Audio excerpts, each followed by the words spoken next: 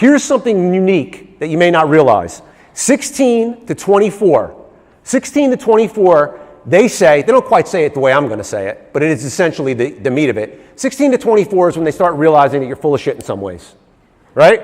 And what I mean by that is they start seeing the flaws in you. They start seeing that, oh my God, my mother, my father. That's the Al Gore movement, by the way. The Al Gore moment when I take my jacket off.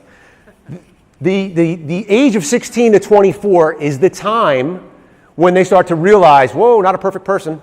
If you ever watch some movies, you'll see how you have parents. This movie, I got a weird thing with movies, like, I'm like a romantic comedy guy, but anyway, I won't bore you with that. There's a movie called The Duff, right? I don't know if anybody's seen this movie, but there's a scene in there that's so poignant.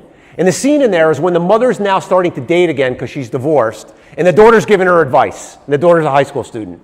But that's what starts to happen.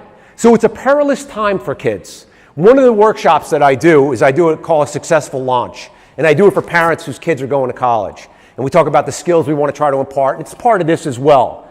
But we do that because parents sometimes take a responsibility in their kids' anxiety for going to school, whether they realize it or not. This happens to me. I know it for sure because I know my wife and how she was with the kids and their anxiety about leaving her. So that happens. So we have to be mindful of how perceptive our children are.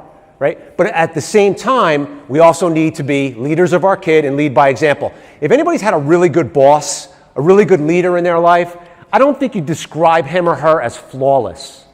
You might recognize the flaws, they might own them, but you still had respect for them because they did own them and they did recognize them. But let's start with that premise first. We're all leaders.